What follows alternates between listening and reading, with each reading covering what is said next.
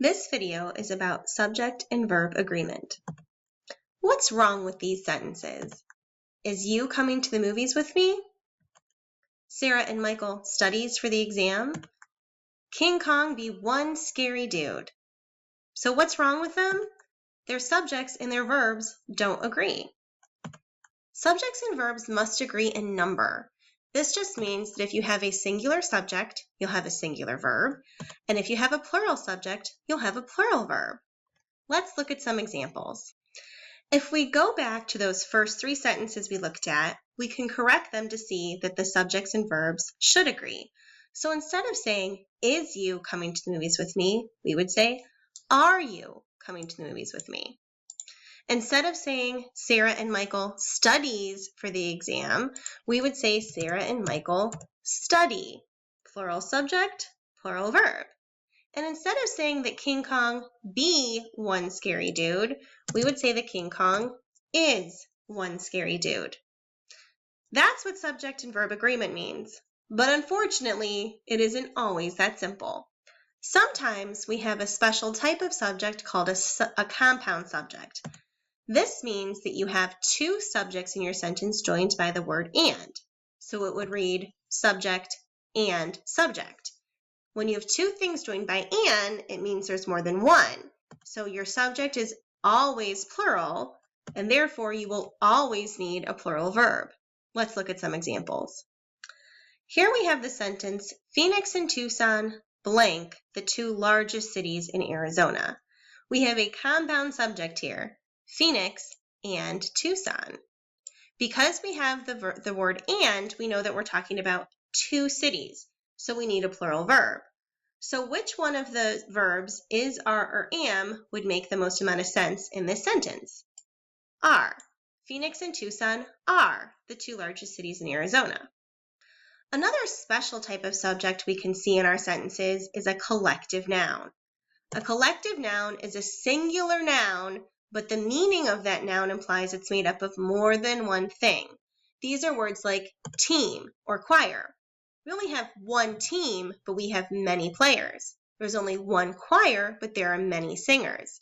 Because we're talking about the one thing, not the many things that make it up, these are always singular, and therefore they always need a singular verb. Here's an example. Our football team blank the big game. What is our subject in this sentence? Well, it's football team. And is this singular or plural? It's singular. We're only talking about one team. So what is the singular verb that goes in the blank here? Is it win or wins? Well, we would say our football team wins the big game. We can also have indefinite pronouns as subjects of our sentences. Indefinite pronouns are words that don't really refer to anything specific. These are words like everybody, and no one. What's indefinite about them is that we don't know if we're talking about 0, 1, or 100. And because we aren't sure how many we're talking about, to simplify things, we just assume that they are always singular. And if our subject is singular, that means we need a singular verb. Here's an example of a sentence with an indefinite pronoun as the subject. Everyone blank that making a new batch of cookies is a good idea. Because everyone is singular, we need a singular verb. So we would say everyone thinks that making a new batch of cookies is a good idea. When we write sentences, even when we're not using a special type of subject, if we're not using a compound subject or an indefinite pronoun or a collective noun, sometimes the way we write, we have a big space in between our subjects and our verbs. Sometimes we just have a lot of words between the two. If you come across a sentence like this, it can become tricky to identify what your real subject is, and then that makes it difficult to identify what your verb should be. The trick here is to just find the subject. You might need to even cover all the words between the subject and the verb on your piece of paper. Once you've found the subject, then you can find the verb. Ignore all the words between, and then pick out which verb makes the most sense. Let's look at an example. This sentence says, the two biggest cities in Arizona, Phoenix and Tucson, each of which is a major city, blank in the southern half of the state. There was a lot there before the blank. So let's go back and reread the entire part before the blank. The two biggest cities in Arizona, Phoenix and Tucson, each of which is a major city. What specifically am I talking about in this sentence? What is my subject? My subject is the two biggest cities in Arizona. So now I can ignore all of this that's in between my subject and my verb. So if I just focus on cities, I would have the two biggest cities blank in the southern half of the state. Well, cities is plural. So of my verb options is are or am, which of those is plural? Are. We would say the two biggest cities are in the southern half of the state.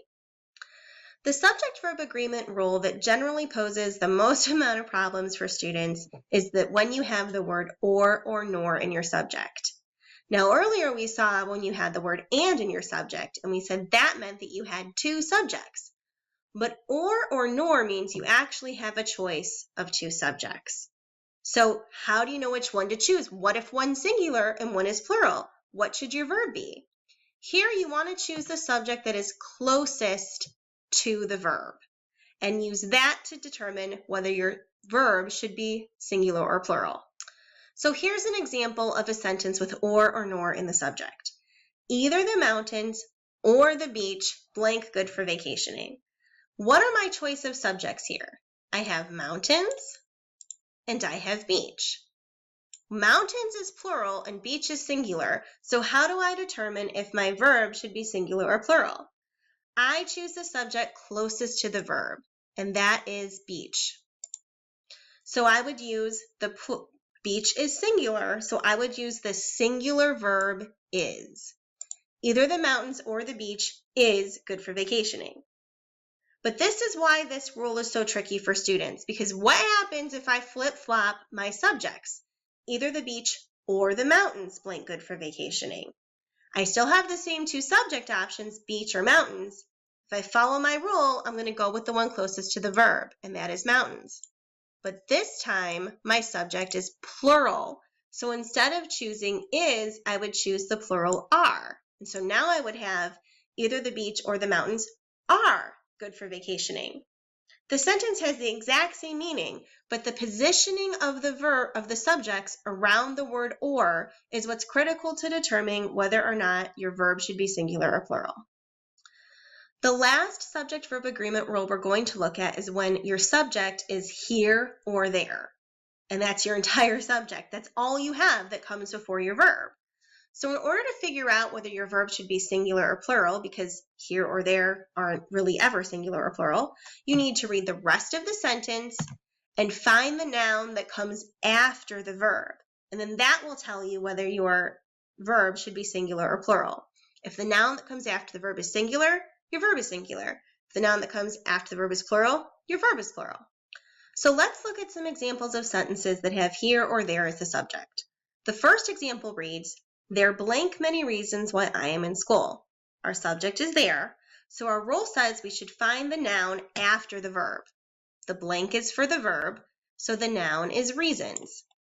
Reasons is plural, so therefore my verb must be plural, so I would say there are many reasons why I am in school.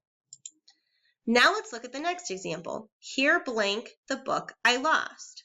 Our subject is here, so the rule says I need to find the noun after the verb, and that noun is book.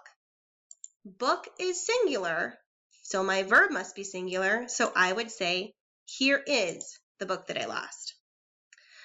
Because of the special rules in subject-verb agreement, it can sometimes be tricky to decide whether or not your verb really agrees with your subject. My best advice to you is to edit slowly and carefully, and always just take time if you need to when you have questions to look back at your resources, look back at your textbook, at your videos, or ask your instructor to help you identify if you're editing correctly.